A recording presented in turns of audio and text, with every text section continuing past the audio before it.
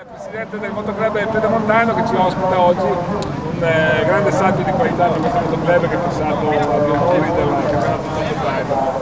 Sì, è stata una gara molto importante per noi, ci tenevamo a farle, fare bella figura e credo che ci siamo riusciti. Il tempo è stato clemente, ci ha dato questa tornata di sole che ha asciugato la pista e l'ha resa in condizioni perfette, né polvere né fango, un terreno pesante ideale per questo tipo di sport. Io vi devo ringraziare anche perché avete allestito box piloti che ci ha permesso anche di far fronte alla pilota purtroppo.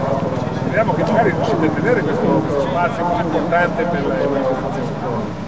Sì, adesso stiamo valutando se continuare a usare il vecchio box che è alle nostre spalle o riutilizzare sempre questo box qua, che è un terreno che non offre molto refrigerio in estate perché non ci sono alberi, però è messo in una posizione strategica perché i piloti possono seguire la gara e con un piccolo spostamento sono dei box al cancelletto di partenza, quindi è molto agevole questo tipo di parcheggio che abbiamo trovato. Allora, una gara che premia anche il lavoro del capitano Friuli, no? Che ha dato il suo grande apporto con la collaborazione della pista, quindi un comitato che sta crescendo così come si vede. Sicuramente il comitato è molto importante per la crescita di questo sport e un ringraziamento anche al nostro delegato regionale Mario Volpe che ci è sempre stato vicino sia moralmente che fisicamente nei lavori da fare in pista, perché ci serve anche quello, non solo l'aiuto morale ma anche proprio di braccia che aiutino a organizzare una gara che, come si può vedere, da preparare la pista, box e tutto quanto.